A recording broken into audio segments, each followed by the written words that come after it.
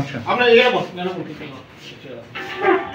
এটি খাইলে বড় একটা খাইলে 3 দিন ঘুমাইতো না कौन सा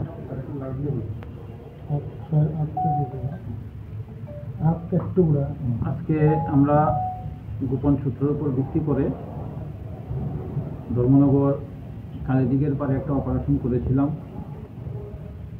ত্রিপুরাকে নেশামুক্ত করার যে লক্ষ্য আমাদের রাজ্যের মাননীয় মুখ্যমন্ত্রী, সেই লক্ষ্যকে সামনে রেখে রেডের সময় আমরা 2 জনকে ধরতে পেরেছি। একজন পালিয়ে যায় বাইক নিয়ে। যে 2 জনকে ধরতে পেরেছি, একজন হলো বাহার উদ্দিন, বয়স 24 বছর, বাড়ি চামকিরা, পাতারকান্দি। আর একজন সুলতান আহমেদ, বয়স 21, বান্দরকাল, পাতারকান্দি।